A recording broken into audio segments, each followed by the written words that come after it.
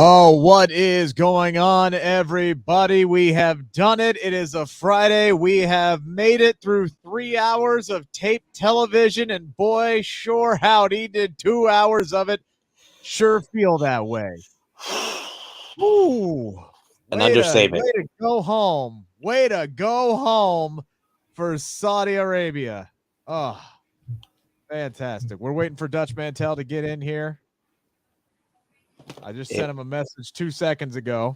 Supposedly we'll be popping in any minute here now. Okay. Some technical difficulties here, but we shall see. Until then, myself, Rick Ucchino, and SP3, Sid Polar III, we will be holding it down for you guys. Make sure to get your comments in throughout the show. We are definitely going to be talking all about what happened tonight on Rampage and SmackDown, yes, but this has been an incredibly heavy news week, and just cannot wait to talk to Dutch Mantell about, I mean, where do we even start? We got the big news today that the Undertaker will be in the Hall of Fame. Kind of a duh, right? WrestleMania in Texas this year. He's officially retired. We kind of all figured that was going to happen. Dutch, obviously, close with Mark Calloway, the man himself, so hopefully we can get to talk to him about that. Cody Rhodes, apparently on his way back to WWE as well, and hell, so is Stone Cold Steve Austin, another guy that Dutch is very, very familiar with. So can't wait to get to talk with Dutch about everything. But you know what, SP3, I'll start. By the way, Dutch is we're going to go behind the scenes here. This is a great show. He's asking for the link one more time. If you could share the link with Dutch in the chat one more again to get into the show. I know we're working. Pull the curtain back. We'll just break K-Fabi all over the place tonight, as Drew McIntyre would say. We'll just break it all over the place. We're off to a banner start. Again, make sure to get your chats in. Make sure to give us the thumbs up, all the engagement. I'm sure you're enjoying everything that is going on right here as we wait for the man to get back in here. But Sid, I do want to start right here because this was something we've talked about before on the Believe in Pro Wrestling podcast. Shameless plug. That I don't get a chance to watch everything, right? So I have heard of Jay White. I know him more by reputation than actually seeing him do his thing in the ring tonight. I'm a fan. I am a big fan of Jay White on both the microphone and inside the ring. And I think Trent Beretta was the perfect first match for him inside of AEW. Those two obviously have tremendous chemistry with one another.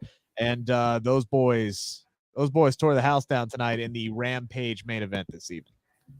Indeed, Switchblade Jay White. I gave you the whole background on him last week, and I was very happy, very pleased for someone that I've been screaming from the rooftop is so talented, for him to get that spotlight on him tonight. And everybody seems to be very pleased with what they saw. Just a polished professional wrestler, technically proficient, the best counter wrestler in professional wrestling. And you saw that with that slick ones tonight. Yeah. Tremendous finish to the matchup as well. And on the mic, he delivers. He looks the part. He looks like a main eventer. And he delivered in that match. But honestly, I feel like more people should be talking about Trent Beretta, who has become Mr. Rampage the last couple of weeks with a match of the night. Whoa! Rampage's Hook show now. Are you telling me you're going back on this? Well, Hook is the face. You could be the workhorse of Rampage, and that's what Trent Beretta is. But I thought we had Dutch Mantell. I was about to bring him in, but I guess he's still having technical difficulties there. There we go. There he is. What? Hey! Why don't y'all just leave me out next time? Hot damn. There he is. What the hell? Better late than never. Oh, now we're gonna get. Oh, hey, that's a nice looking house there, Dutch. I've had a horrible day. Oh, keep it up, Rick. I got a bone to pick with you anyway. I won't do it now, but I'm gonna have to find you. Did you have a horrible day? I just gotta find you and just beat the crap out of you. Really, I'm serious, man. I'm offended. But why? Why are you offended? I don't think I was talking to you, Sid. Oh, okay. I was talking to Rick. My apologies. Okay, I'll let it go this time. We got a super chat donation from Ozzy. Thank you, Ozzy. We always appreciate your super chat donations. Ozzy, you're not sorry for Ozzy's not sorry for the Bengals. Pour one out. Might be sorry for Rick. Hey, they had a good game, Rick. They should have won that game. They should have won that game. Hey, if they'd have found that guy, what was his name? The receiver? Jamar Chase. Yeah, he was streaking open by about 2 steps. All he needed was a half. Oh, the guy fell down. He was wide open. Look, I'm not going to blame the referees, but Aaron Donald was offside on 4th and 1. That's all I'm going to say. He was offside. His head was over the football. They should have. You know what my bitch about the game was? They called no penalties to the last minute, and I went, "What the hell?" Call it tight. Don't call anything, but just call it consistently for 60 minutes. That's all I ask. Yeah, that's all I ask. And they just waited until. Wait a minute. Did I side with Rick then? Yes, you did. I'll take that back. I don't mean it. Ozzy says, sorry for the Bengals. Rick Samsey cheated by taking out the knee. Yeah. Look, both teams played that game clean as far as I'm concerned. It's just, the refs screwed it up a little bit, but we'll be back. I think we'll be back. We were a year early. They are going to spend all the money. They will not be back. Line, they won't be back. Don't they play in the most competitive league in who's in the same league with them? What, the AFC? Cincinnati. They play in AFC, right? Yeah, they're playing the AFC. So I mean, they got Patrick Mahomes and the Chiefs, and you got Justin Herbert and the Chargers, and everybody looks at the young quarterbacks. I mean, Cleveland's got a good defense, I guess. But I hope they do repeat, but I don't think they will. I don't think the Rams will repeat either. The Rams got some cap issues, and here's the thing. The Bengals made it to the Super Bowl already with the worst offensive line in the league. So if they just upgrade that sumbitch, I think we should be just fine. But it is a whole bunch of money. They have a whole bunch of money. They do have a lot of money. They do have a lot of money. Anyway, we're not here to talk about football, Dutch. We're not? No, I wish. I'm gone. See you guys. I wish after this SmackDown, that's for damn sure. But we'll get to the shows tonight. Obviously, this has been a heavy news week.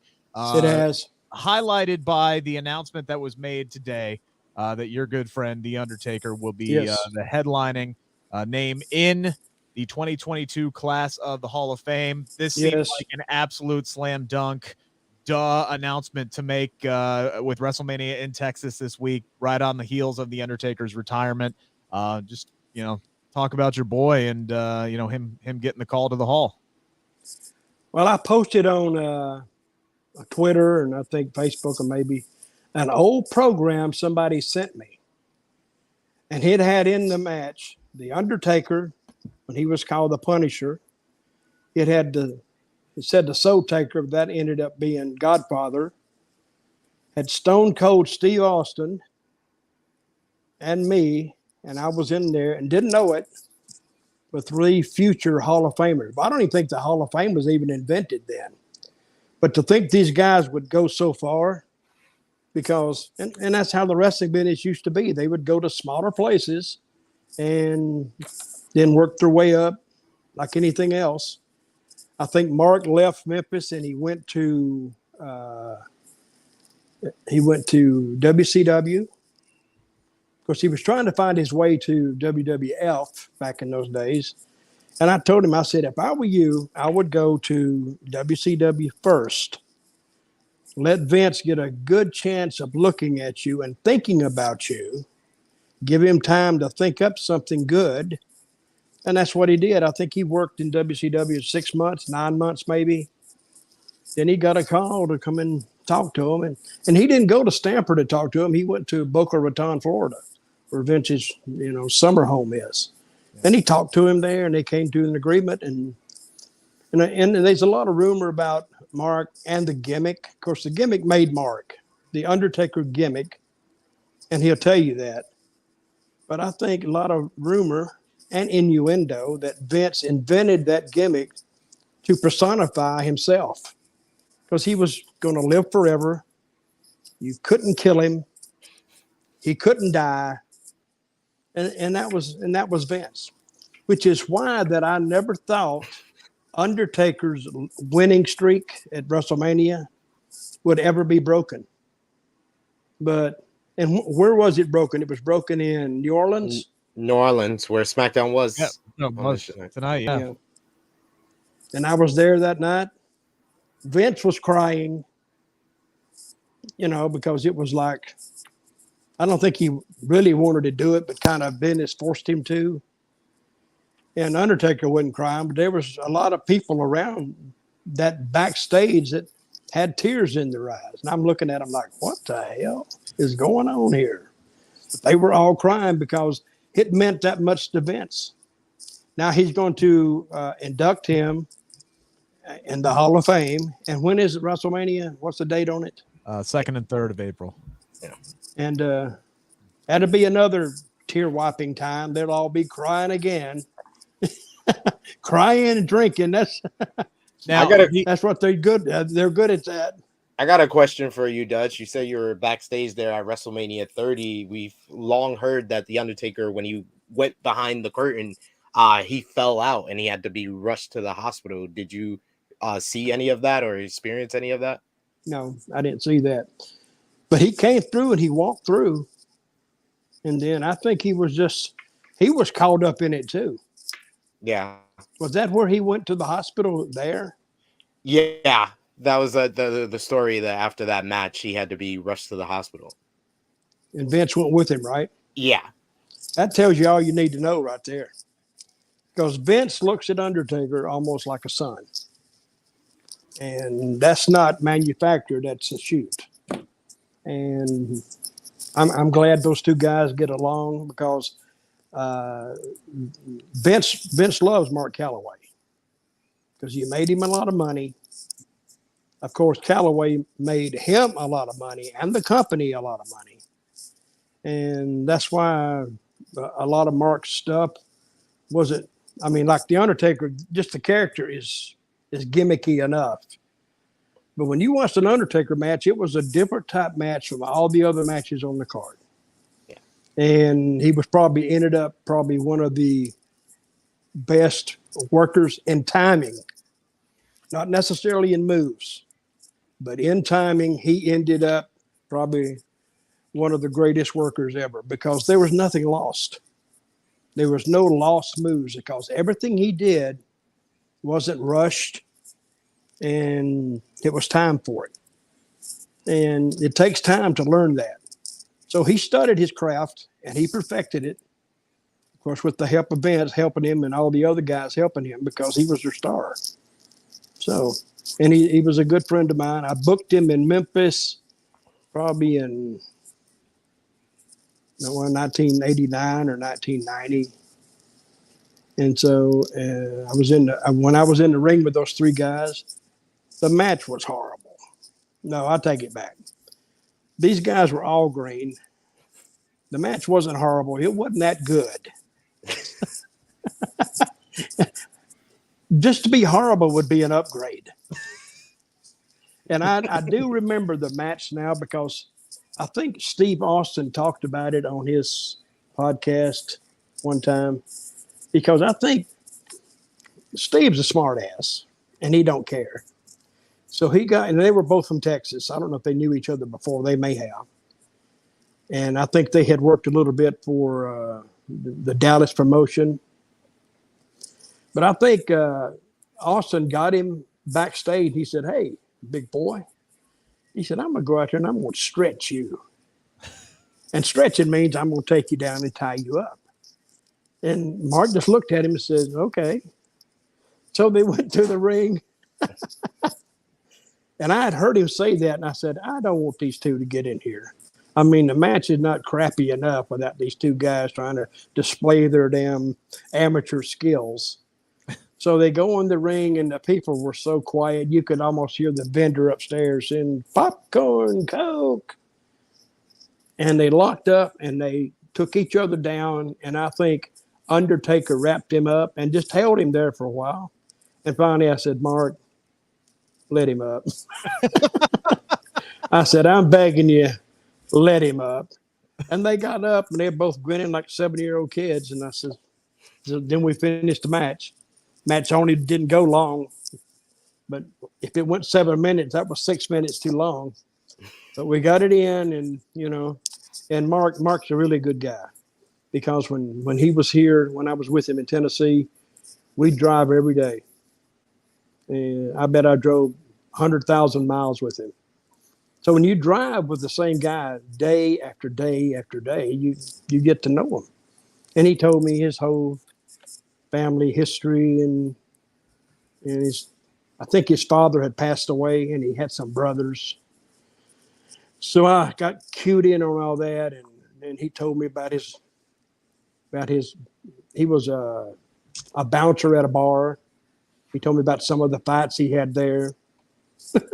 He went to throw one guy out one night, and the guy says, he told him he had to leave and kind of grabbed his elbow. The guy said, I'll leave, but you ain't making me leave.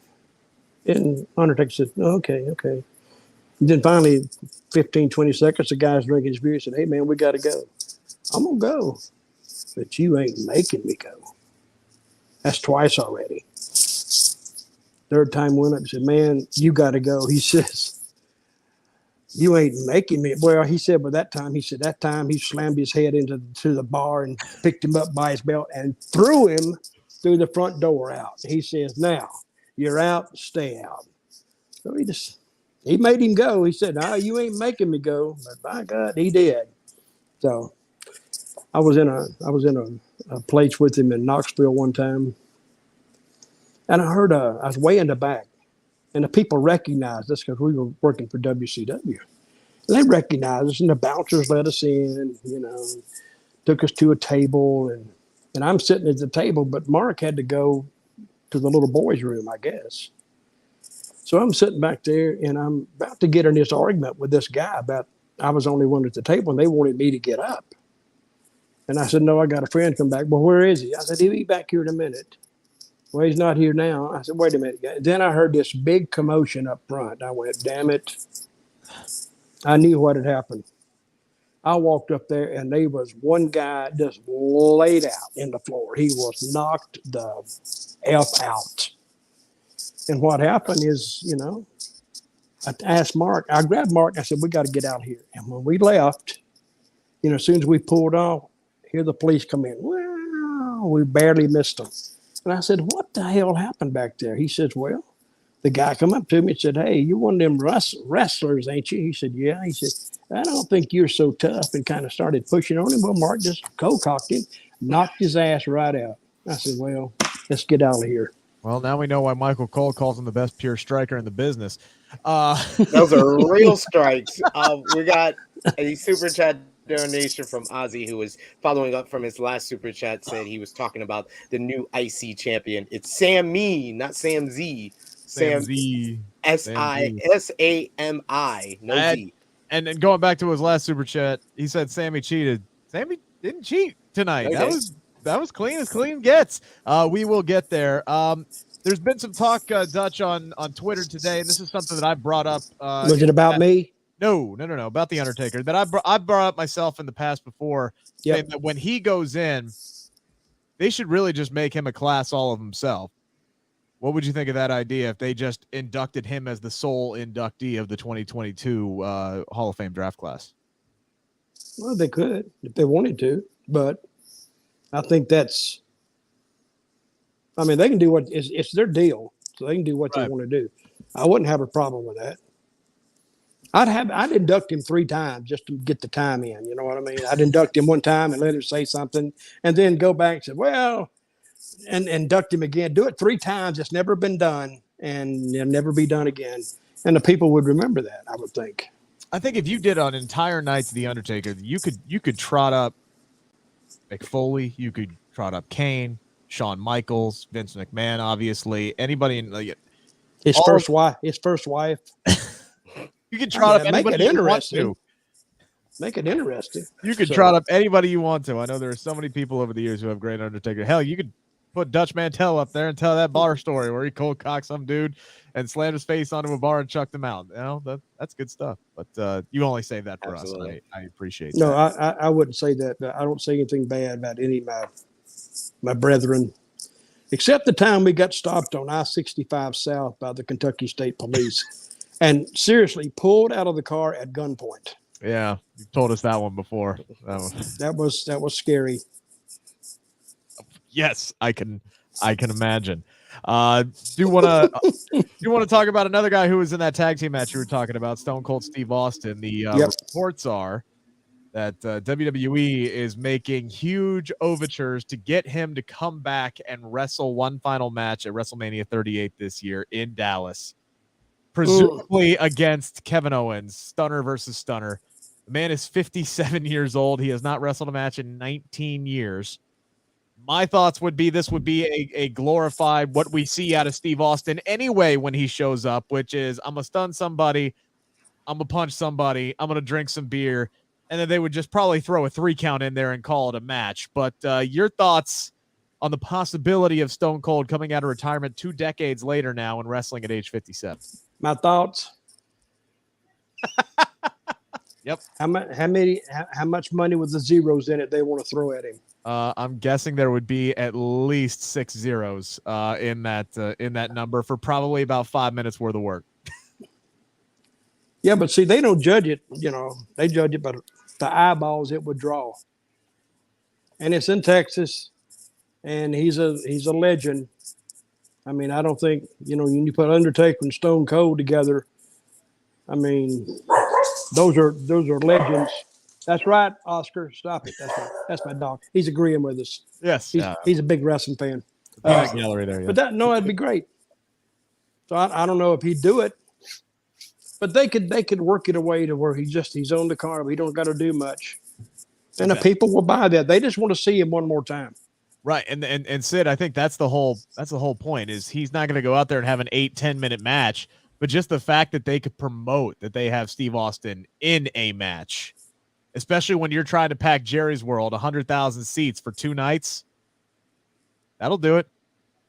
Yeah, that would do it. This is probably the biggest available legend that they can probably bring in for a Texas WrestleMania. If you're saving The Rock for Hollywood next year, Stone Cold Steve Austin just makes a world of sense because you don't have to people should not expect a 5-star match. You should expect a 5-minute match. But as long as we see him in the black boots, with the black trunks, with the black knee braces, everybody is going to be excited when the bell rings. Everybody's going to be hyped to see the Stunner, see him drink some beers, and pop that Texas crowd. So if WWE is really wise, you put it on the second night of WrestleMania because 100,000 seats is tough to sell, especially on the second night after you try to sell it the first night. You could jerk the curtain with Austin and Owens and then close the night out with Reigns and Brock Lesnar. I mean, that's a pretty damn good bracketing. I think that's probably about the best way you could set it up. Just open night 2 with the glass shattering and 100,000 people screaming their damn heads off. True. It would work. You should send that to him. Well, I'll bring it up to him. Send it to him certified. Listen, send it to him certified mail where they got to sign for it, so they got it. Then you can call him up. Hey, I sent you a certified letter. Didn't you read it? I'm sure they'll probably file that right into the shredder. They don't throw that stuff away. Oh. You know that? They don't throw that stuff away. They put it in their warehouse. And I think they file it. Do you believe that? No, I don't. Calling me a liar? That's what he's doing, Sid. He just straight up my face. I think it was bull crap. That's why I hate you, Sid. That's why I hate you, Rick. About 5 o'clock this afternoon, I kind of liked you, Rick. And then the feeling came on like more and more and more. And he was just, by about 7 o'clock, I hated you. Because it was getting closer to showtime. Oh, yeah. Then I had to look at him.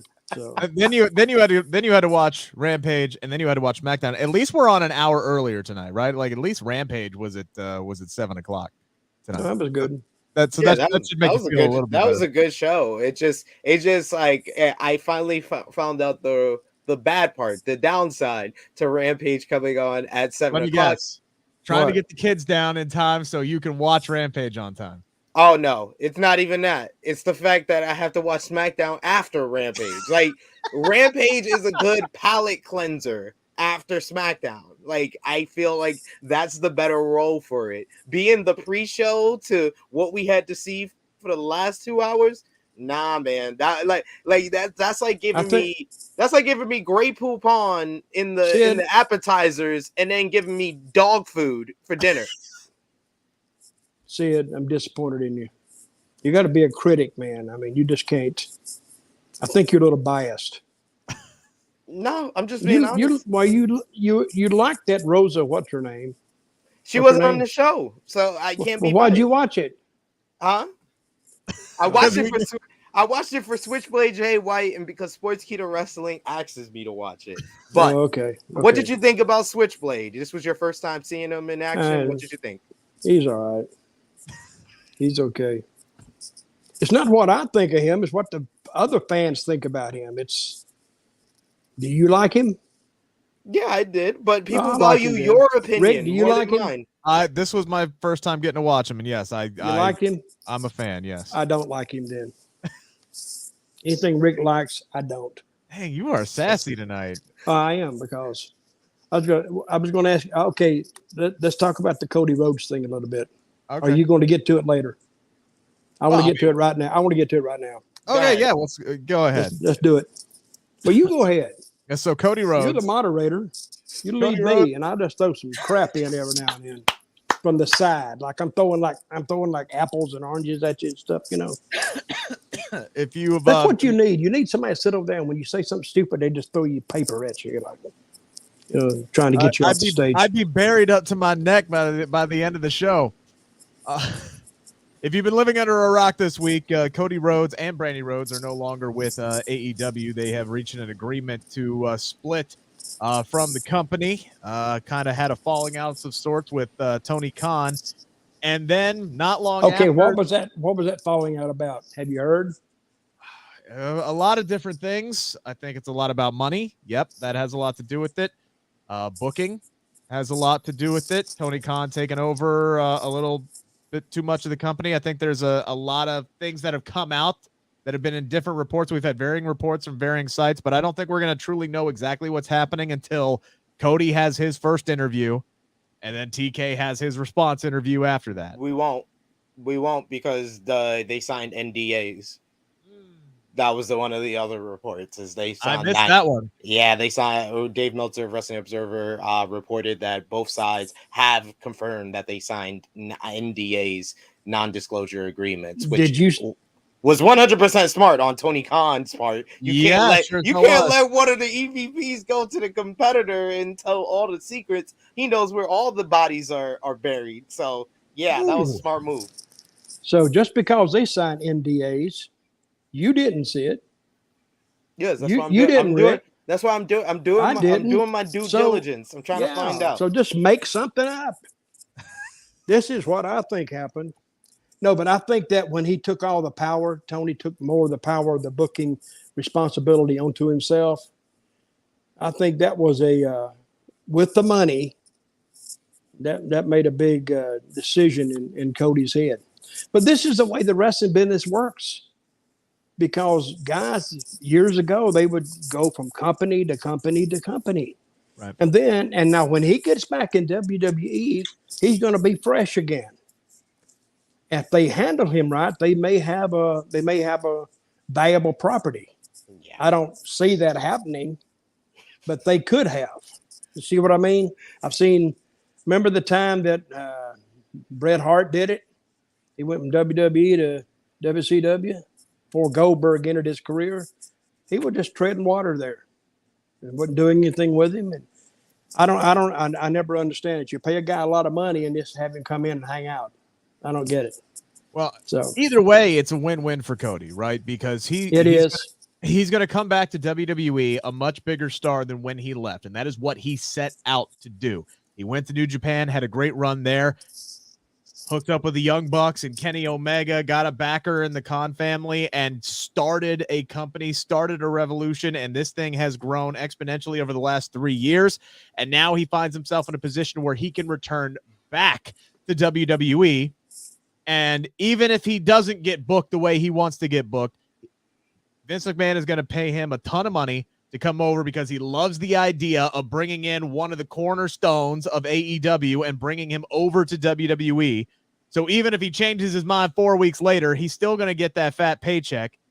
And if the booking is still there on top of that, he's accomplished exactly what he wanted to do, because he was meddling in the mid card when he was in WWE, and now he's going to come back and be in the main event scene. At least that's the reports anyway.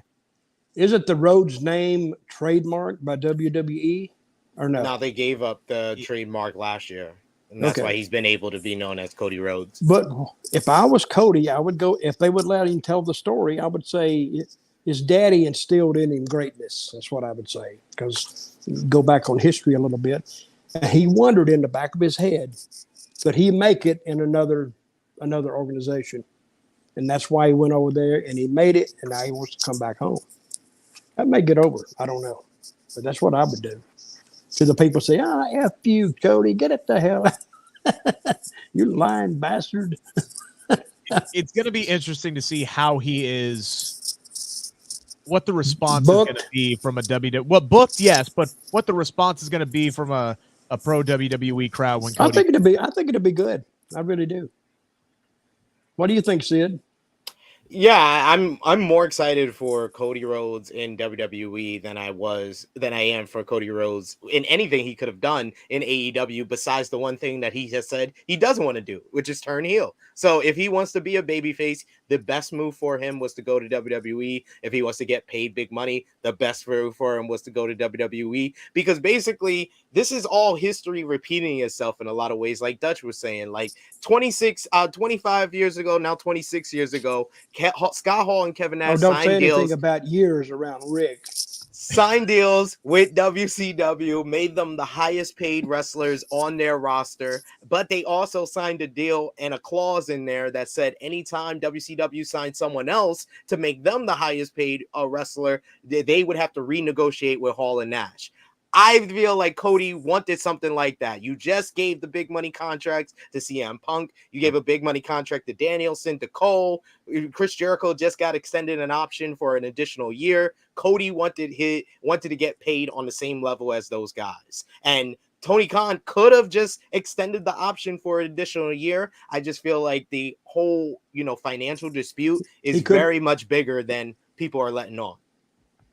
I don't think that Tony could do it, because he would set a precedent. No, he could have extended an option. He could have invoked the option year, because he just invoked the option year for Chris Jericho and for the Young Bucks. He just extended the Young Bucks for 2 years. So it was Tony's decision more than Cody. Cody could have said, I'm upset, I'm done. But Tony could have been like, well, I'm going to extend you for a year. But I think that, they have a close enough relationship where Cody wasn't happy with what he was getting paid. And so that's why they made that decision. So what you're saying is he could have blocked him from leaving and paid him the same thing.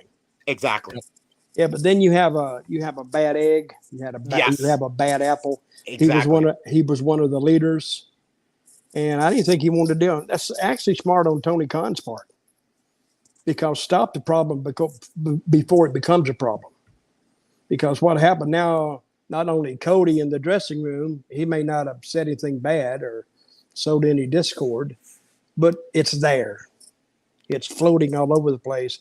I think he was trying to hide it from the media, from the wrestling media, because they would roast him if they could, because they revel in that, just taking. And I don't blame him. So he called me about it. I told him my idea. I told him to set a little, like a firecracker on his ankles, and when he's going on TV, just light it, so he can hop around on TV. That'd be good. Actually good TV. That's all. I think Vince tried to do that with FTR before they left the company. I think that's what he said. I think that's. Hey, what is their deal with Vince? They hate WWE. Well, they made FTR shave each other's back on national TV. So I would probably, if Sportskeeda Wrestling asked me to asked for Rick to shave my back on this show, I would probably hate Sportskeeda too. Did you hear that? I think the other thing read your email tomorrow. But before it got to that point, because by the time that their run with the company was coming to an end, they were turning them into a comedy act. And they had like these freaking green and yellow clown type suits that were, drawn up for them, and something that they were going to work on and have them do. But really, I think the root of the cause with the rift between FTR and WWE comes down to one of them values tag team wrestling and the other doesn't. And that's just always been it. Vince just does not see the value or have the interest in booking pure tag teams the way that FTR does and the way that AEW does. And I think that's what the bottom line was. And I think it just got to a boiling point where FTR was like, I don't want to be here anymore. And WWE was like, okay, well, you're going to be a comedy let me actor. put you on the spot. What do you think Cody was making in AEW? You have any idea? Have you read any figures? No, I have no clue. I wouldn't want to speculate, but I would say at the very least, $500,000. Mm-hmm. He probably was getting a year, and he wanted what Punk is getting paid. We know for sure Punk is getting paid over $1 million a year. He's the highest paid. He's the highest paid guy. Jericho's right behind him, and Cody wanted to be in $1 million for a part-time gig. That's what it is, right? He has to be. He has to be because he has always said that. Look, it would take a hell of a bag to get him back into pro wrestling. It doesn't matter that, AEW is like a haven for pro wrestling and reminds him of the glory days of it. He had been out for so long, it was going to take a hell of a payday to get him back. So if he's the highest paid person in the company, I would assume, yes, he's making 7 figures easily. For Cody, though, was he making $500,000 as a performer and then making extra as an EVP? Did he have two separate contracts? Yeah. So who knows how the different things he was juggling, but plus with being associated with TBS, he was probably making money off of the Go Big show. He was making money off of Roads to the Top, which I believe was canceled after one season. There might be some confusion as far as that's concerned, but he was making good money. But Vince could easily say, all right, here's $2.5 million a year. Come over here. Let's go. Let's get ready to go. He could afford it. Hell yeah. So, what if they told you to come over to make $2 million? Hey, one thing I did notice on SmackDown or not, I have never missed Pat McAfee as much as I did tonight. God, yes. I caught myself one time. I don't know, but they were just talking, and I felt myself literally going into a trance like that because it was just monotonous and over and over and over. I just yawned thinking about it. Here's the thing that bothered me during commentary tonight, and this might just be my radio ear, but it was so damn obvious from when they went from like recorded live commentary to added in post later. Yes. And like right after Sami Zayn won the Intercontinental Championship, it was Cole and it was Corey there live in person. And then Sami's dancing around. And then all of a sudden, here comes this voiced over Michael Cole talking about, their Black History Month initiatives. And I'm just like, yep, that's awkward as all hell. Who decided to do that damn transition tonight? Another one was when they went to, I believe it was the first commercial, and it was an obvious Corey Graves like rush job voiceover because he almost didn't hit the cue for the commercial. He almost didn't get the full line out before the commercial. Is that when they faded in a break? Yeah. Oh, they missed that completely. I don't know how you could even have to have anything that was a rush job tonight because they only filmed 50 minutes worth of shit for a 2-hour show. When I was watching this show, call it shit. Please. When I was watching this show, I literally was like, man, I wish I could watch this show on demand and tape delay because I could get through this in like 30 minutes. Yeah. We had 3 lengthy promo segments. We had 3 lengthy video packages, 2 of them that ran back to back, and we had 3 matches, one of which was 3 minutes long. On a night when you're pre-taped and you have all this extra fluff going on the show, why are you booking a match 3 minutes long? You couldn't let Jay and Ivar, it's not the sexiest matchup in the world, but you couldn't let him go 6 minutes? You couldn't do something there to fill. How long did they go? 3 minutes. They went 3 minutes. Bell rung, I think 8:50. It was over at 8:53. And that was my clock. You couldn't have put a 4th match on? We couldn't have had. You couldn't give me an Aaliyah something? Anybody? Literally anybody. A women's match. They gave you an Aaliyah later, which was useless. Yeah, it was useless. I mean, Ricochet and maybe Aaliyah, that didn't even. It made sense, I guess, but it wasn't.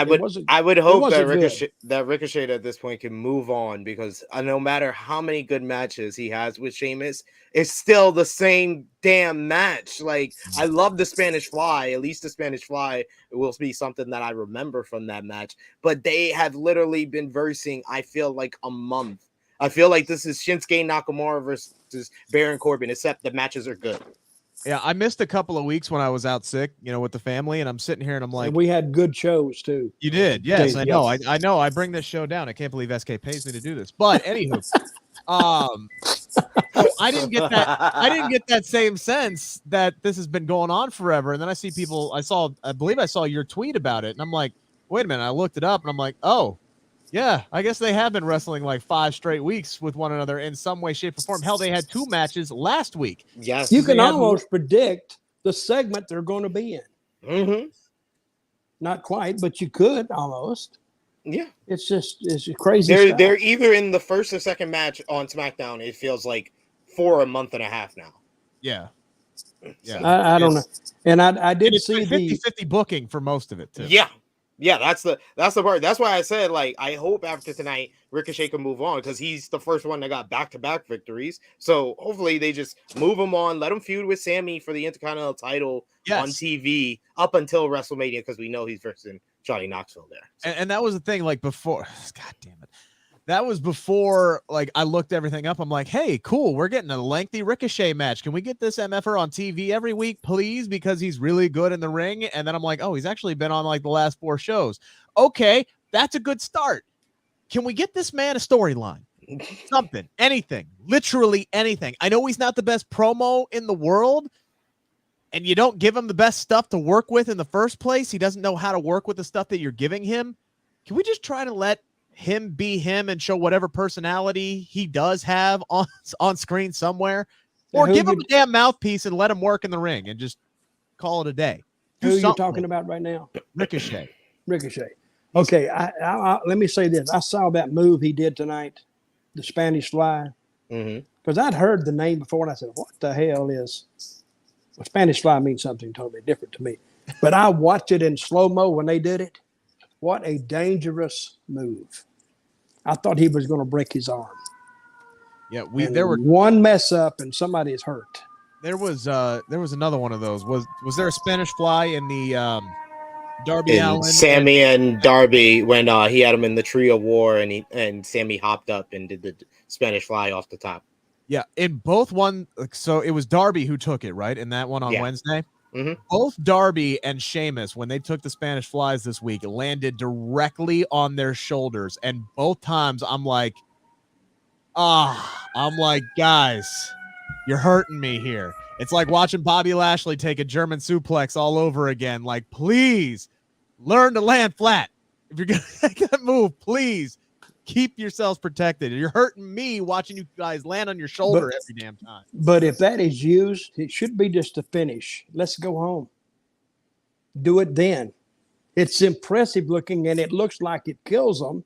Then they hop up. Nothing's wrong. Yeah. I know it's wrestling and all, but I mean, that move it impressed me because it looked like it really, really could cause damage, a lot of damage. And if somebody wanted me to do that, I said, you got to be out of your effing mind. I won't even get on the first rope with you. You stay away from me. Dutch, when was the last time you went up to the top rope? 1907, I think, was the last time I went up there. Hey, I was not a top rope guy. They put me in the air one time on a scaffold in Memphis Mid-South Coliseum. I was so high I could look straight across into the upper deck. I said, they gotta be. I almost climbed down, except I was too scared. The guy would get me before I got down, but I was on a scaffold match. Screw that. The top rope doesn't seem so high until you get up there. Well, go up another 15 feet on the scaffold. No, I'm good. I got nosebleed. That's a high. Damn. Dutch, I saw a video of you this week. No, you didn't. Yes, I did. I was just perusing YouTube because I was up late one night. I think it was the night after the Bengals lost the Super Bowl. I couldn't sleep anyway. So I'm perusing YouTube. I hate people who are perusing me. That well, means you popped up on a clip. It was, I want to say it was a Money in the Bank match where Dean Ambrose was on top of the ladder about to win, and then all of a sudden Kane comes down, right? And the pyro goes off.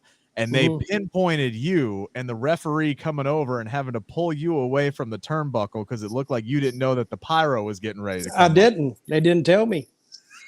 They didn't tell me where it was. I wish I'd have got kind of blowed up so I could sue them for like $10 million. And I'd have walked away with about $1 million. Then I could be sitting here and say, well, but half my face would have been gone.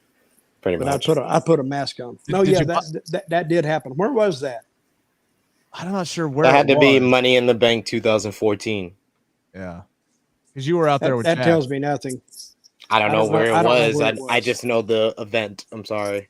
Yeah, I don't know what city it was in. I know you were out there with Swagger because he was in that match. And I think John Moxley was feuding with Kane at that point. No, he's feuding with Seth Rollins, and Seth Rollins was a part of the Authority with Kane. Why did he come down and screw up Dean Ambrose? Because he was helping out Seth Rollins. Seth Rollins won that Money in the Bank match. Yeah. Okay. Don't ask me. That's what I'm here for, ladies and background. gentlemen. They just give me directions. Like I said, I didn't see the whole picture. They literally just were focused. I think it was like some video of like sometimes other people saved other people's ass like during matches, and it was focused on the referee coming over and pulling Dutch away. So I was just, did you buy that referee a beer for getting you away from that turnbuckle? Hell, I didn't know what he was pulling me for. I thought I was in the camera range or something. Then he told me later. He said he was about to be blown up. I said, bullshit. Get out of here. But anyway. Oh, thank you, Randy. Who's that picture? Rick, saw your match. It was good. Yep. The one and only. Please put that pipe down.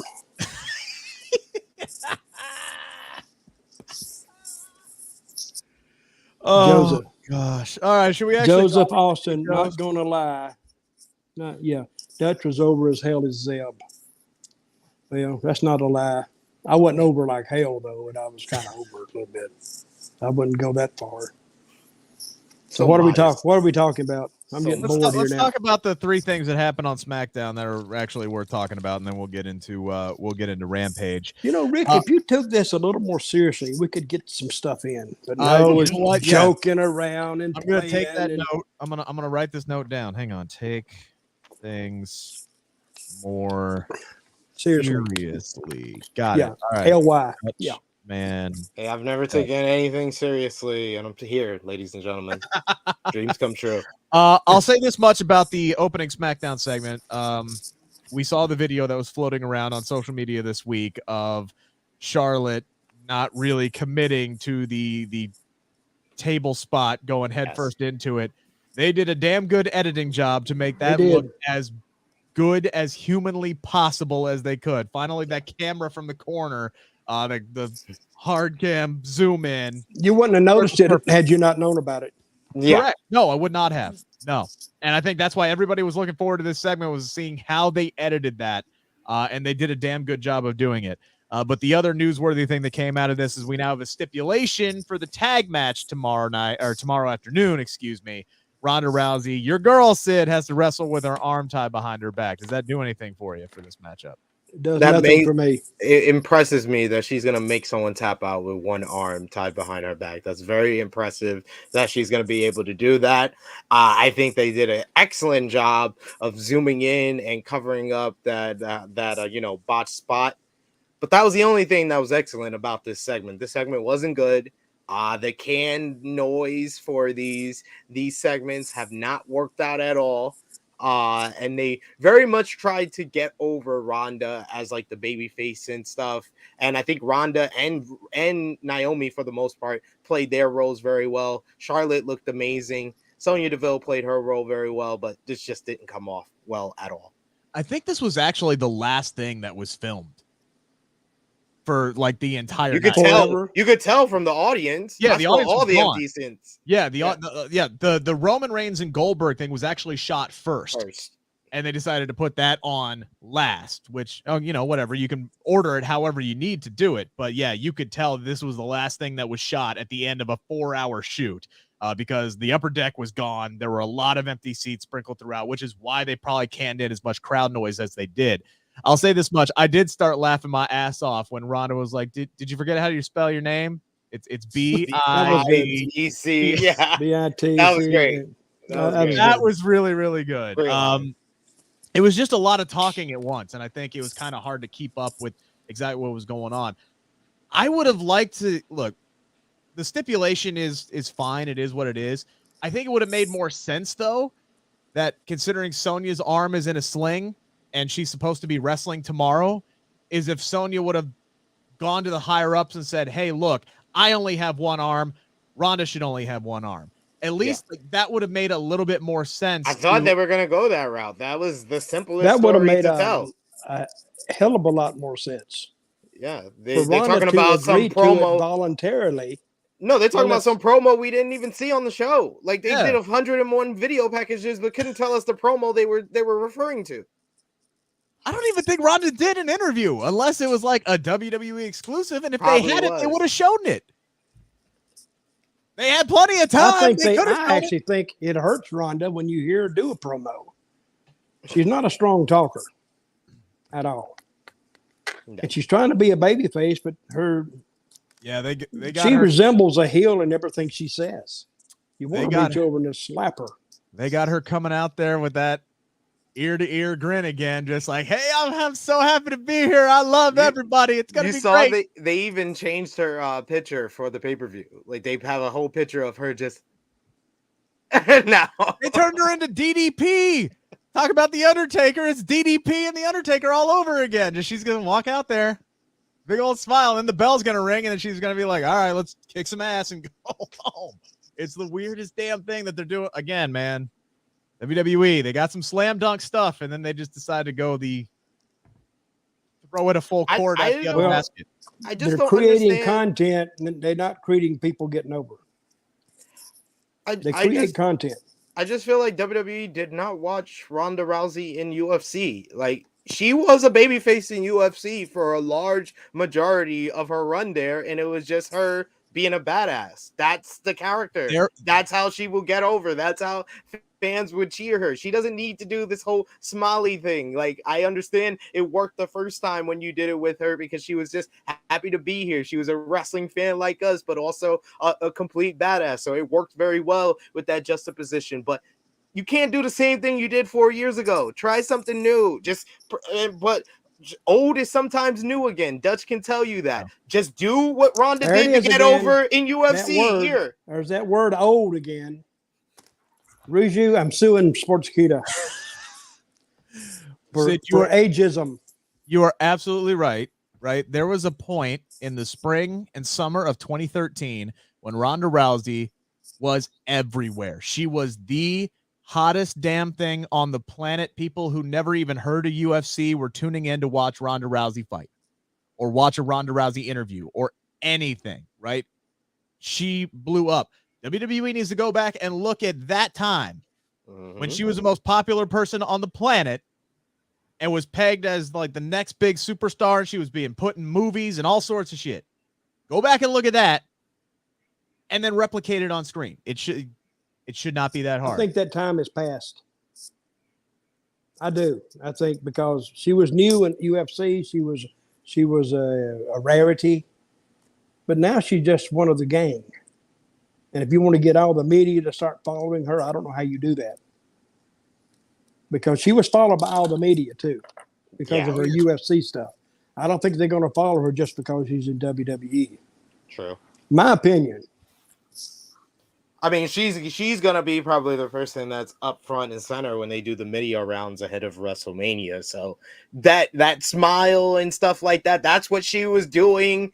When she was in UFC, she just was stone faced, badass when she got ready for a fight. But when she was doing media, she was all smiles. That's fine. it's the smile and stuff when she's in the wrestling. It's not. I don't think it's connecting very well, and it comes off as forced. It's not Ronda Rousey. I mean, one of the first things they tell you when you get in a wrestling ring is to stop smiling, and now they're telling Ronda Rousey to frickin' smile. Well, I like when they come down to do battle, they're smiling like hell, like they're going down to Denny's or something, have breakfast or something. I told Rick this week on our preview show over on Believe in Pro Wrestling for Elimination Chamber that I think the part of the reason why I don't want Bianca Belair to get a shot at the Raw Women's title at Becky Lynch at WrestleMania is the fact that the first time after she lost to Becky Lynch in 26 seconds, she was smiling and and on my own against the wall. Like, I don't understand why in WWE no one is upset that they lose or embarrassed. No one's upset. Well, I agree with you. Because nothing matters, Sid.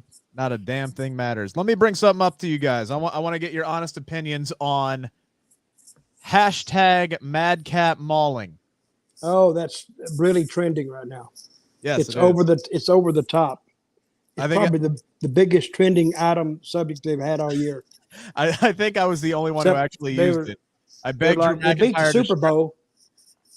I begged Drew McIntyre to strangle Madcap Moss with his stupid ass suspenders. What would you like to see Drew McIntyre do to Madcap Moss tomorrow afternoon, Sid?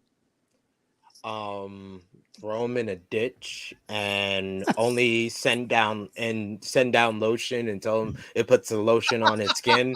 And I never have to see him on my TV again. That would be great. Like, literally, I said today on Twitter, WWE trying to sell us another Drew McIntyre Madcap Moss match on a pay-per-view or a premium live event or whatever they're calling it this year is like a hustler on the corner trying to sell you a dirty diaper. He's like, you look at the materials of the diaper. Don't look at the crap in the middle of it. Look at the materials. It will cover your butt and stuff. It might have stuff that comes out the butt in it, but it's good. It's a good diaper.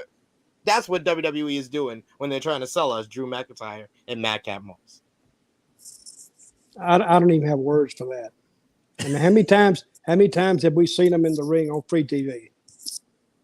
10, 8. We just saw it at day one. We've seen them. Yeah. We've seen them interact all this time. This is not a feud I'm interested in, and the fact that this feud is just going to continue after Elimination Chamber makes me more upset that it's going on at this show.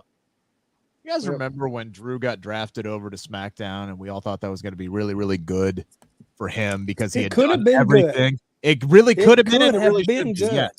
It's the creative that's holding him back. If these guys, I don't get it. You hire these guys to come in, to come up with ideas, to come up with scenarios where you can put two guys against each other for a period of at least 4 weeks leading to a pay-per-view. They can't even get that right. And they've been depending on the Roman Reigns, whoever he was against. That's their overlay, and they think it covers everybody else up. Well, it doesn't, because, big cards need to have every match kind of mean something. Sure. But these matches mean nothing other than the top 2 or 3. The rest of them are just matches that you've seen on SmackDown or Raw or whatever. Yeah. And you've already seen it. What is new to see? We got 8 matches for Elimination Chamber tomorrow. There are 4 of them where I'm like extremely excited to watch. And then the other 4, I'm like, why are these even on a pay-per-view? Mm-hmm. It is the widest of spectrums for a pay-per-view for tomorrow. Like, there are 4 matches I'm genuinely very excited, and then the other 4 I'm just like, why the hell are we getting this? And some of them may only be 2 or 3 minutes long.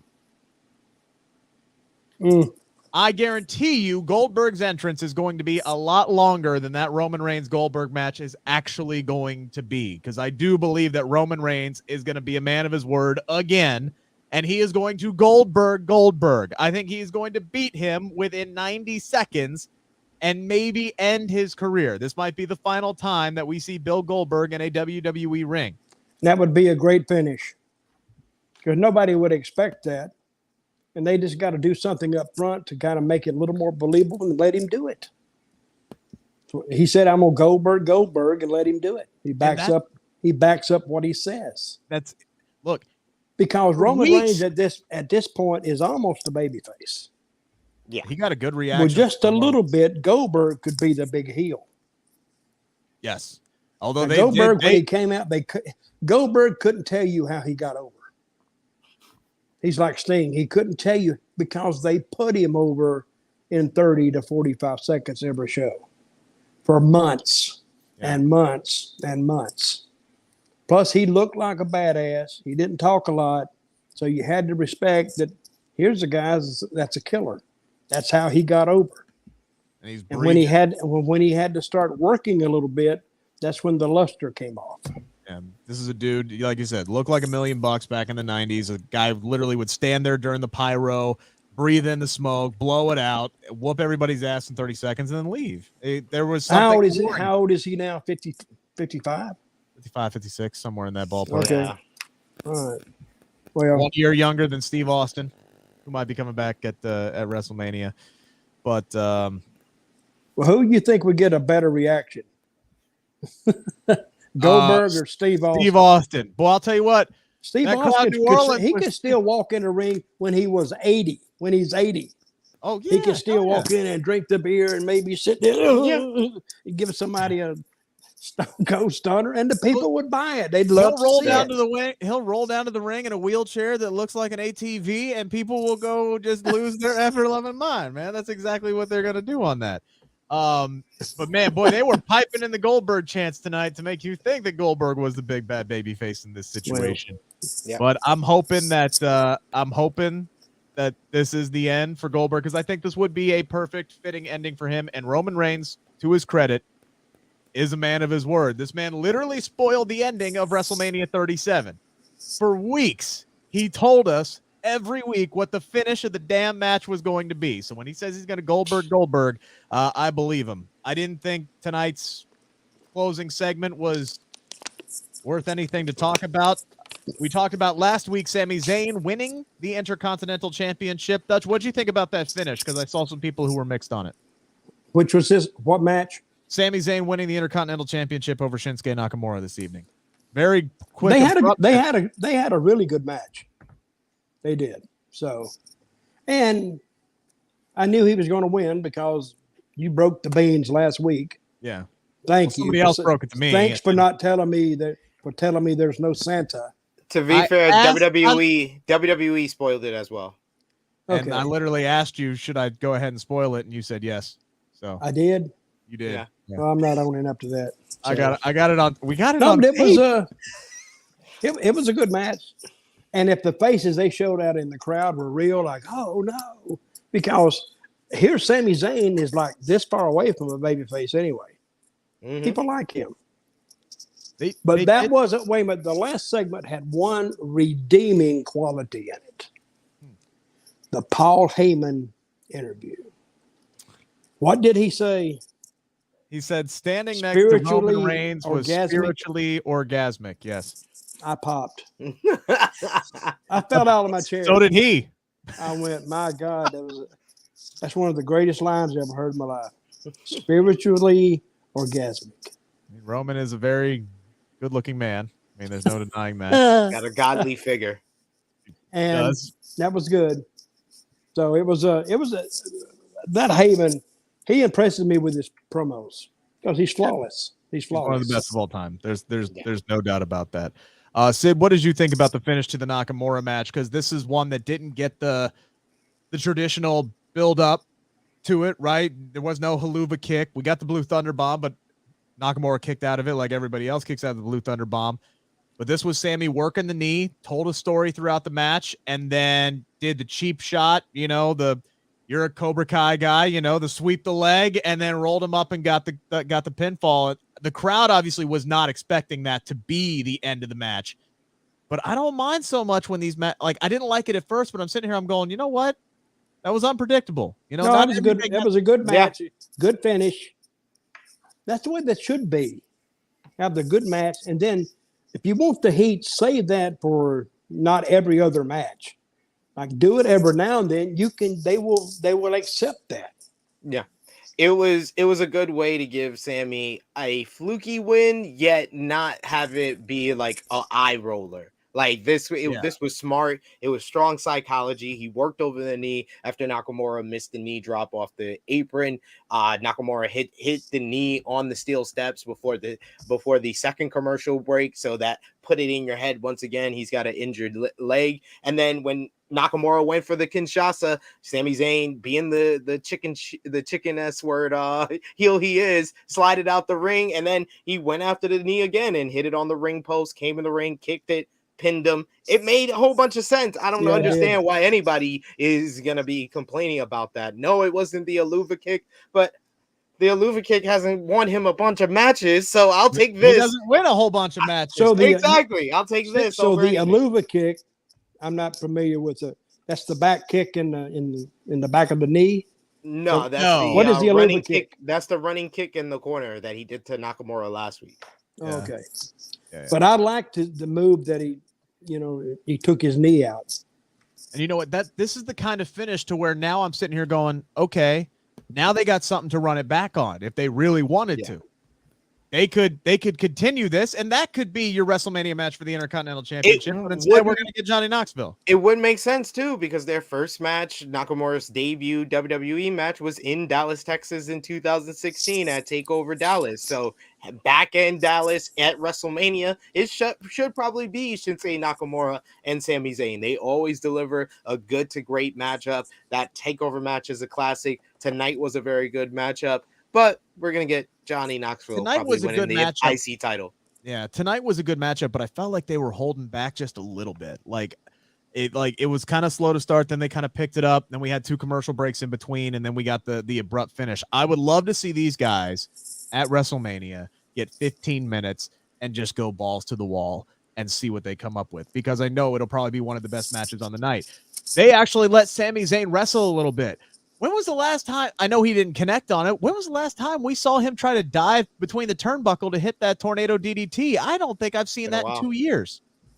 It's been a while. Well, didn't he dive through the turnbuckle tonight? And he got kicked in the head. He got kicked in the head for it. When he's wrestling as a babyface, that's one of his favorite moves to do, is to jump between the turnbuckle and hit a tornado DDT off of it. And it is when he hits it right, because sometimes he gets caught up in the turnbuckles if he misses the jump, but it's a thing of beauty to watch when he does it. I really miss that move a lot, and I love it when they let Sami Zayn just be who Sami Zayn is, which is one of the best freaking wrestlers on the planet. Same thing goes for Shinsuke Nakamura, because he hasn't had a whole lot of in-ring time. This was my favorite thing tonight. You know what? One thing that helped that match, though, think about it. Rick Boogs wasn't there. He wasn't there with that irritating guitar. That helped out a lot. That did. God, that's already a plus in my mind. So I think you might have. Okay, do you think Boog, since he electrocuted himself, you think he'll be with Nakamura anymore or no? I think they will. I think they just this is a good way to. This is a good way to shift him somewhere else. Look, let's because be they turned him into a wrestler.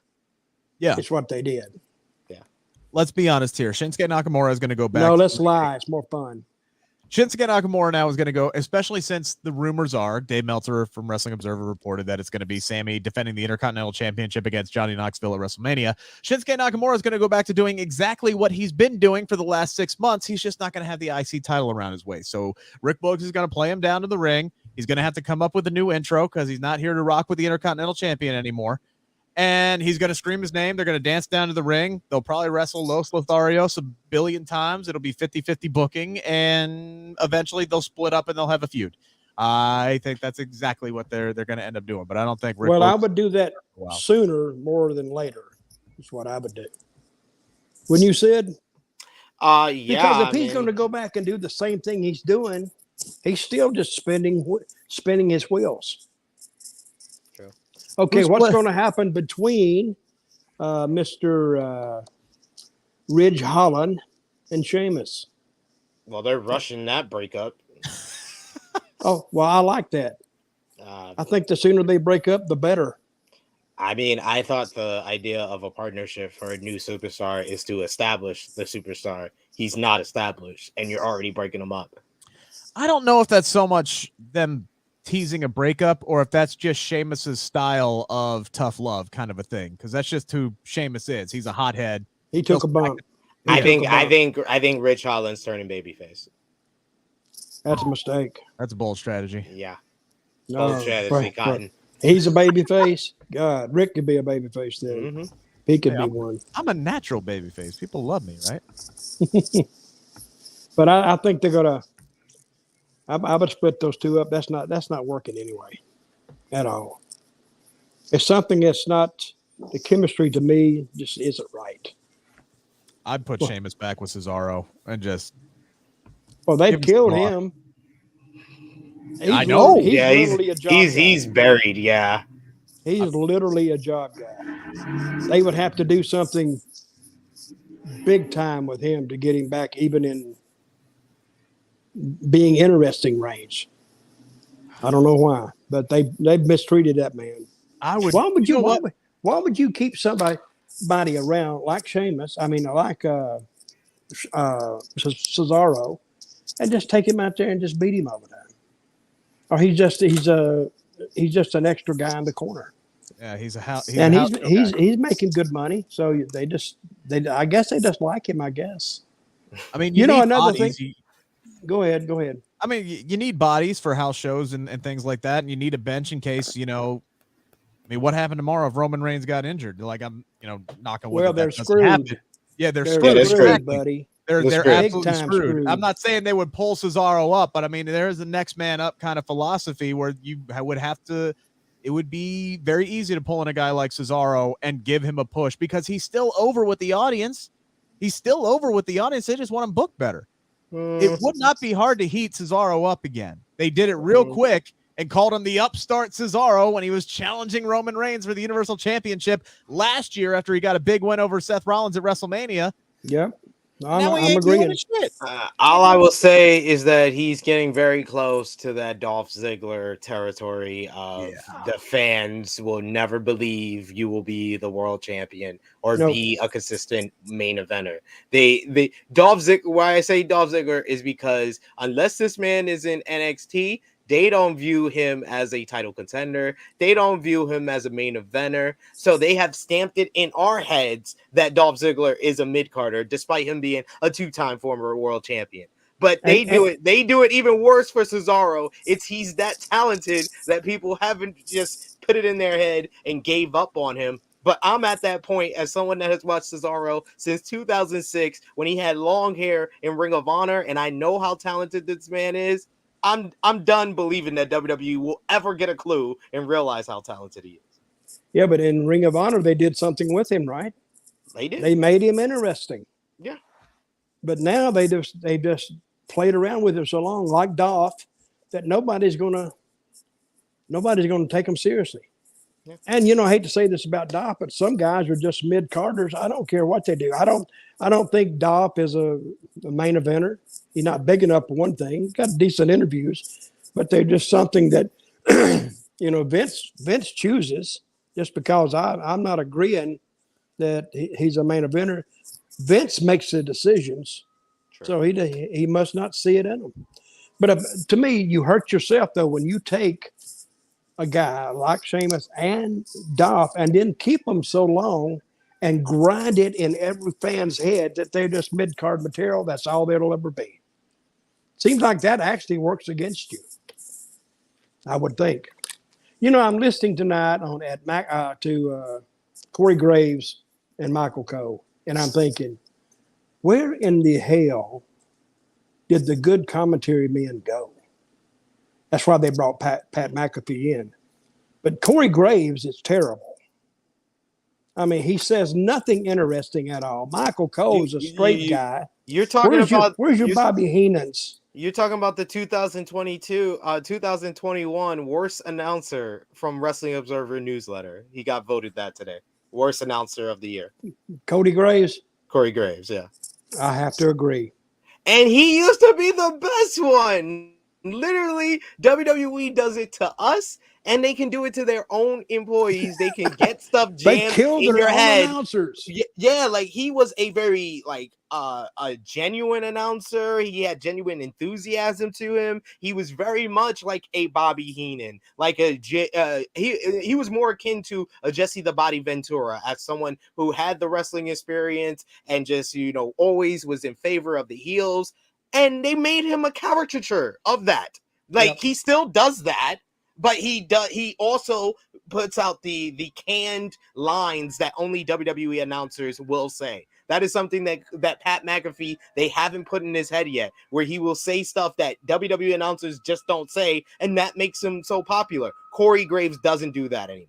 I just think that's who Pat McAfee is too. Like, I don't think they're ever going to be able to cage a Pat McAfee. That's who Corey Graves is. A very clever guy. He's very witty.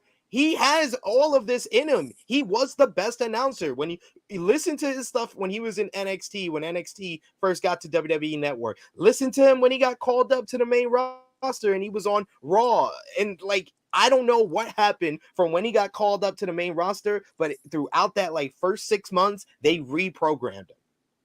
I think he's burnt out. I think he's been on the main roster. From what? He hadn't been. I think he's been on the main announcing roster for the last 2 years.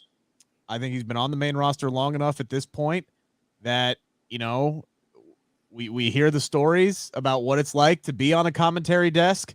Renee Young got burnt out when she did it. I just think he's going through the motions right now. I really do. It's the same shit every week where he makes fun of Byron Saxton and says the same stuff over and over again and tries to pull the Jerry Lawler thing where he talks about how hot the women are. No, he only does Carmella now. He only does his fiance. Mm-hmm. But anyway, that's because Mandy Rose is on NXT now, so he doesn't have the option to do that. Yeah. He did also say that The Miz was the luckiest man in WWE, talking about Maurice, and I'm just sitting here and going like, dude, you're gonna get married to Carmella, all right? Maybe don't drop that bomb on the commentary desk, but it is what it is. So, All right, let's move on to the A show tonight. Rampage. Open up with Adam Cole versus 10 of the Dark Order. I thought 10 looked really good in this match. Adam Cole had to cheat to win, so that kind of protects him a little bit and makes the big guy look better in defeat. There was twice, though, in this match where Adam Cole landed right on the back of his neck, which made me go, dude, what the hell are you doing? But Adam Cole gets the win, and most importantly, afterwards, they made it official, SP3. We are going to be getting Adam Cole versus Hangman Adam Page for the AEW Championship at Revolution on March 6th. Great decision. Adam Cole needed this big time matchup on pay-per-view. I've been hearing everybody complain that he hasn't been given a prominent position, and now he has it. I thought this match was pretty solid. It was a decent opener. I thought 10 worked very well for the position that they gave him. They protected him in the loss. And it seems like with the finishes for Adam Cole matches, they're really trying to get across that he's a heel, despite him getting one of the bigger babyface pops of every town they go to for AEW. They really try to drive home that, yes, he is still a heel. I like the promo segment that he had with Hangman Page on AEW Dynamite, and I think Hangman Page has been amazing in the ring as AEW World Champion, and I'm sure he's going to deliver another classic with Adam Cole. What do you think about the opener tonight, Dutch? Yeah, what Sid said. I agree. Did you remember that the show started at 7? No, not really. I caught part of it. So. At 7 o'clock, I was doing something. And then I got up and I caught a little bit of it. And then I said, damn, I forgot all about that. Hey, you guys got to remind me. He did. I've been hit on the head a couple of 100,000 times. I'm forgetful. It's all right. Not dementia stage yet, but your CTE is kicking in. That's all it is. That was go back to that one. Go back to that one you just had from Steven Chambers there. He thinks that Adam Cole is going to win the AEW Championship at Revolution. Sid, are you giving him any chance of actually doing that? I mean, everyone's always got a chance, but do I believe Adam Cole is going to be the AEW World Champion after Revolution? No. I think Heyman Page is going to retain because he has to lose it to Maxwell Jacob Freeman. What are your thoughts, Dutch, on Adam Cole as a performer? Well, he's a great performer. He just looks like crap. He looks like he sat in McDonald's all day long.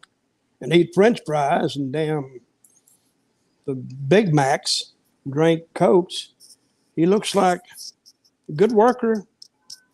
I don't know, but I'm not a fan of his. So, but I would think that Hangman Page, like Sid said, I think your champion is MJF. Is that his name? Yeah. I think he's the one that is good. And I think that once he gets it, I think you'll see him take off again. See, he's a star. He's already a star.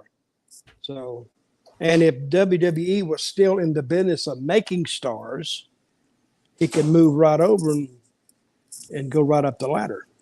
But he's not that big, is he? How big is he? Nah, that might be the only thing that hurts him as far as like his. He's like his 5'10", 5'9" or something. I think he's built He at doesn't like look tall. 6'1", 6'2", but yeah, he's like I don't probably think he's like that big. 5'11", 5'10", yeah. Yeah, okay. But I like him because he's a heel 24/7. 24/7. That's the way we used to have to be all the time because the fans would see you places. So if you were real friendly to them, if you were a heel, they would tell their friends, "Oh, he's a nice guy," blah, blah, blah. Because if you're going to be a diabolical bastard, you got to be one at all times. So, but Jimmy Hart told me, no, he's friendly to everybody. I said, well, why he said, hey, I'm not working overtime. I said, I don't blame you since you put it like that. Jimmy Hart used to have a saying, sometimes I call people poopy, which sounds stupid, but that was Jimmy Hart's favorite line. When you got to punch him in a match, right when you grabbed his hair and geared him in, he would say, I love you, poopy. Now, who could hit a guy hard that you just been called poopy? So, and I love Jimmy. That might make me hit him harder. To death. I think that make me hit him harder, to be completely honest with you. We're gonna get your boy. You couldn't hit Jimmy harder. You know. Lawler broke his leg, did all kind of stuff to him. So he said it was an accident, but I don't know. We're going to get your boy MJF and CM Punk in a dog collar match at AEW Revolution on March 6th. Dutch, have you ever been in a dog collar match? Maybe once. It's a very hard match to work. Why? Because I didn't like it. You know, I couldn't get the feel of it. I'm thinking, wait a minute, why in the hell am I here in this damn medieval dog collar match with a chain and pulling me? And I've been in one. I didn't like it. I don't even know how you work it, to tell you the truth. I didn't want to learn. So I think after they saw my first dog collar match, they said, we might need to take him out of that. I've never seen a good one anyway. Really? What are you going to do in a dog collar? I would go back and watch the one and only other match that we've had in AEW with a dog collar match. Was it good? Well, they worked on it then. Cody and I did and one Brody time. Lee I was raised great. my leg like I was urinating, and that's kind of got over it. Is it just because it's wrapped around the neck? Like, because you've been in like a... it's dangerous. It's dangerous. Yeah. Because if you get that, it doesn't take a lot, guys. I'm telling you. And we didn't have trainers. We didn't have doctors. We didn't have anybody around. If you got hurt, you're just on your own. So I never liked it. I never liked being chained together either. I never liked that either. I just never quite got it. We all have our issues in life, Dutch. It's okay. Well, that's it. Change your mind. Especially when I was in jail that time. Oh, wait a minute. Did I say that? I didn't mean to bring that up. That's a story for another night. Let's get to one of my favorite bookings of the entire night. Dante Martin versus Powerhouse Hobbs. This was basically an extended squash match. Like, there were a couple little spots in there that Dante got some offense in, maybe a little bit of hope at the end. But this was Powerhouse Hobbs just beating the ever-loving hell out of him and getting a big win to get into the Face of the Revolution ladder match at Revolution. As he should have. I love how this match is shaking out.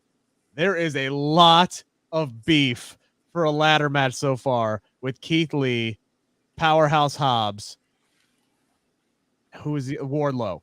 Wardlow so far. Big meaty men ladder match. I can't wait. They are competing with each other off tossing their opponents in the hair across the ring. Even Powerhouse Hobbs throwing in the little Keith Lee during that. Powerhouse Hobbs says so much charisma during his matchups, and you could see him improving each and every match. I thought that this was a really good match here. Like Dante Martin, you said is brief, but his offense always stands out in the match, even if it was just a few moves. It always is amazing. And that springboard twisting dive to the outside, I was just amazed about that. I was like, yo, Dante Martin is one of the best high flyers in the world. But I'm glad that Powerhouse Hobbs won this one because Hobbs needed this win.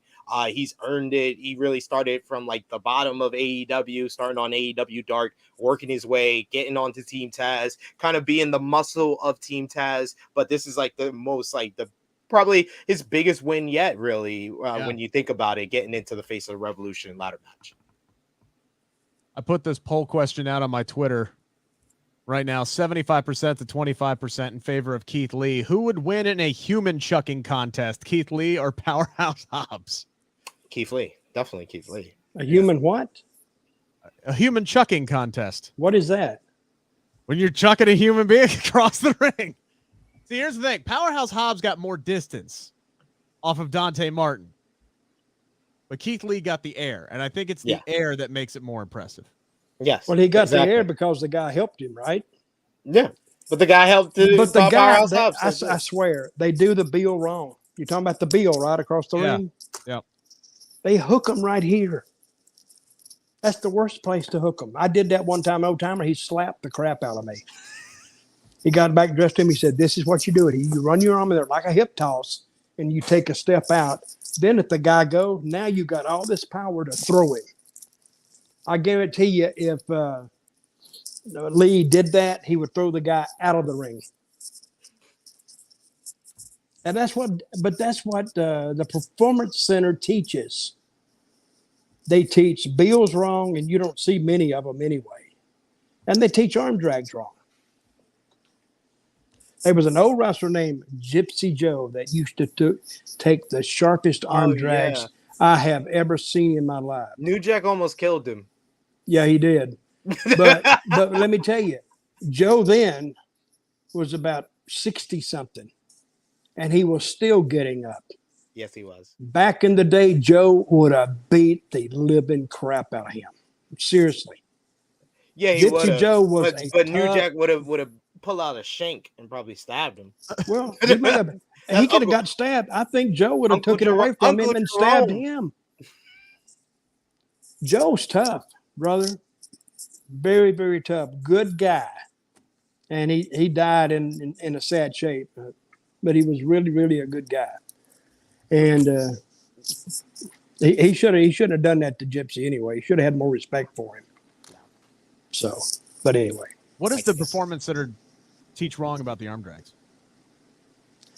Well, they teach arm to arm. Now, used to be if you teach arm to arm, a lot of those mats were loose. And if you slipped, you could break an arm. I've seen several guys break their arm on it because they didn't know how to do it. Best way to take an arm drag, if you walk into it, if you're taking it, put it on the back of his neck, and all the guys, you got to lay down. Boom. Nobody's exposed. No body part is going to get hurt. But if you're waiting for that, now he's got to get under and you got to go over. But here, all he does is lay down. You just follow your arm. Yeah. Boom. That's what Gypsy told me. He taught me that. I said, well, that's why they look so good. So I started, that's the way I do them now. I mean, that's the way I did them like 200 years ago. I'd love to see you give Sid an arm drag. Give who? Sid. Give Sid an arm drag. Sid Vicious. Oh, Sid, this guy. Sid, I want to give you an arm drag. You want to give me an arm I drag? I couldn't even lay down. You want to give me an arm drag more than Sid Justice? He might pull some scissors out on you. Oh my God. You don't know the whole story on that. I know enough. So what happened? We don't got time for that. We're already get into it. I Hey, we started an hour earlier, so what the hell? I know. I was looking forward to getting to bed sooner. Exactly. Well, no, Tell you're you- the one been talking. I'm Tell you who looked like a million- gonna write a note to Sportskeeda that they need to silence you a little more. Roger Like, that. Instead of a dog collar, they need a damn tape on your Muzzle. mouth a little bit. Muzzle. And then when you talk, you pull it off and then put it back on. Gotcha. See. I read you loud and clear. I probably will get that note in the morning. Rick, shut the hell up and let Dutch Oh yeah, talk. read your emails. Yeah. I'm burning Sure you, do. buddy. I sure do. Forward Sid, them right to junk. you're okay. Thank But you. this You're doing well. guy here, this Rick guy, this bingo lover, You know who looked like- he's going to get it. You know who Called him looked a like $1 bingo million lover. tonight? Exactly. You know who looked like $1 million tonight? Oh, Jade tell. Cargill in that Riddler outfit, sans Batman Forever.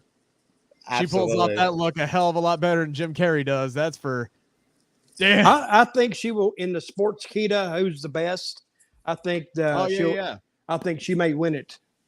Yeah. There's a lot of different categories that are coming up. The voting is going on now through the end of the month. We got an You're all-star welcome, panel for Rizu. that. I brought it up first. Okay, go ahead. That was Rick's job. He was waiting for it. Yeah. I just like things to come naturally, right? So you're the one who brought it up. There's an all-star panel for the inaugural Sportskeeda Wrestling Awards going on. Who's all on that? Dutch I Mantell. don't even know. Dutch Mantell's part of it. Booker T is part of it. Renee Paquette. I believe JBL is in there as well. I keep seeing more and more celebrity pickers out there. I believe Vince Russo is part of that as well. You guys can vote now until the end of the month. Just check out our Facebook or Twitter feeds. It's all over there, or go to sportskeeda.com as well.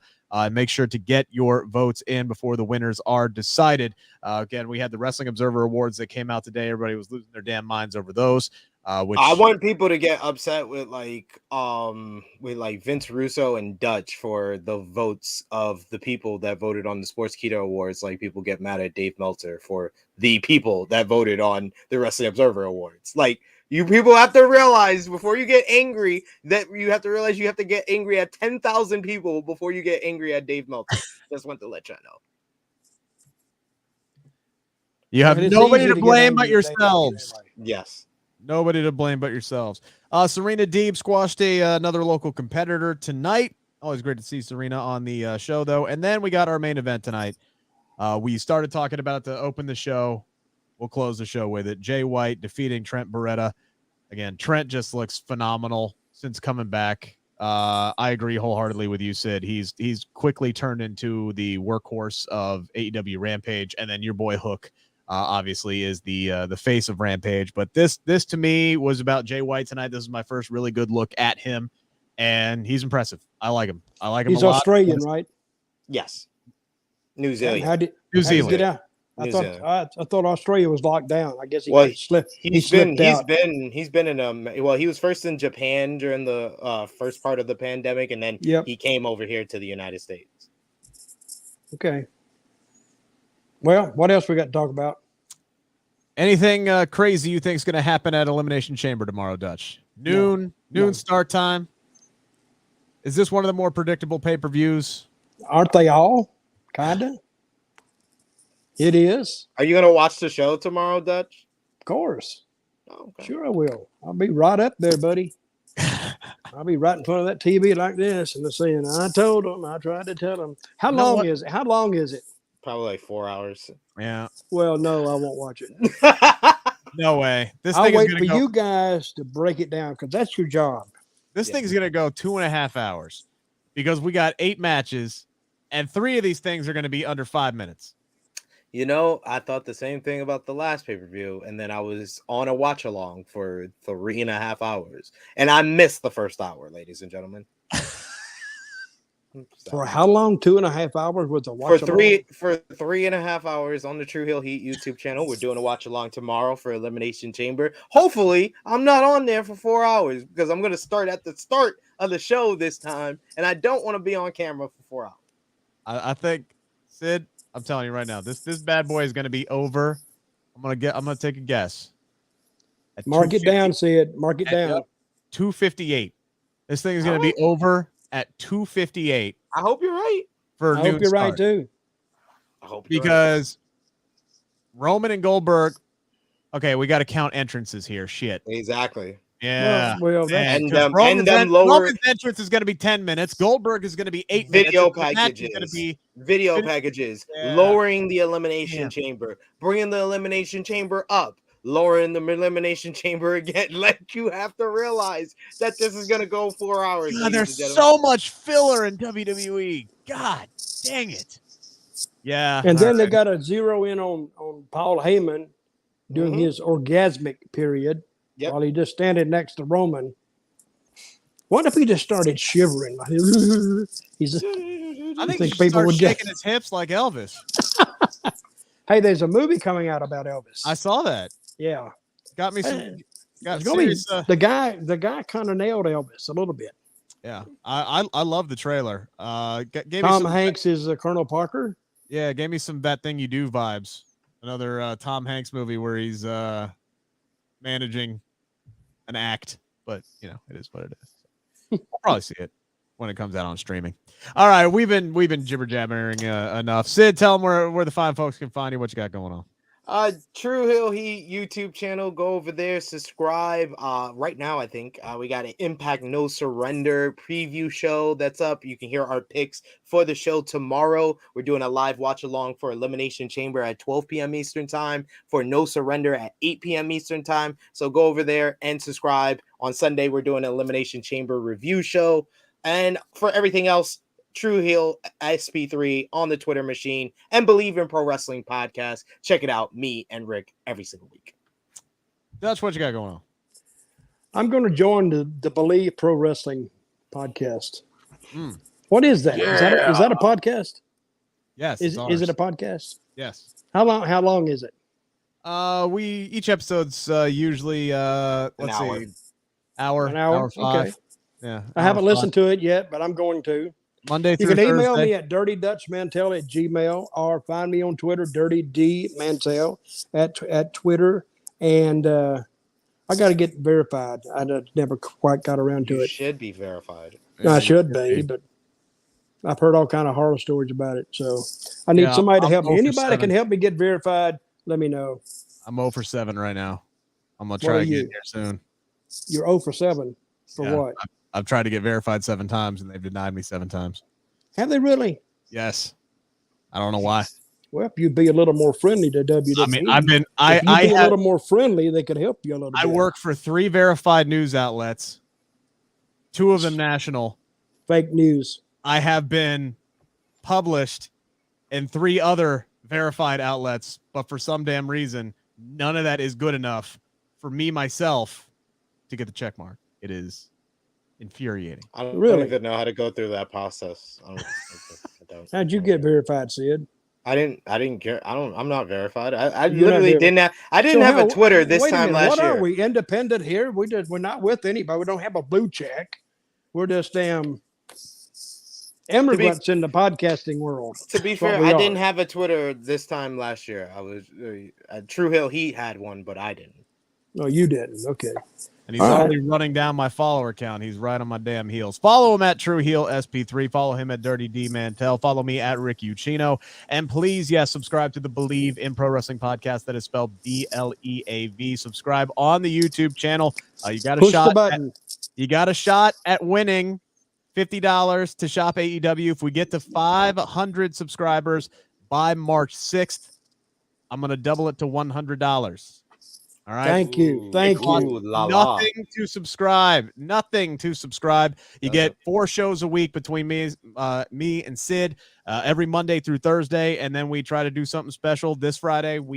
Today actually we put out our Elimination Chamber preview show with John Alba of Ad Free Shows.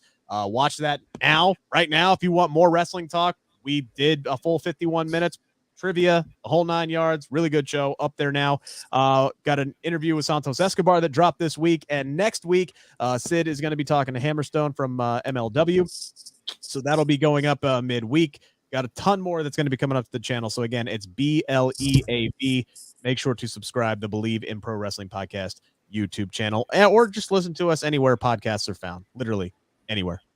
All right, Sid, you got to close the show because I don't have access to anything today. So everyone, we will see you next week back at our regular time, 11:05 p.m. Eastern time, For Dutch, Boo. for Rick, it is me, your True Heel Phenom, SP3, and this has been Smack Talk.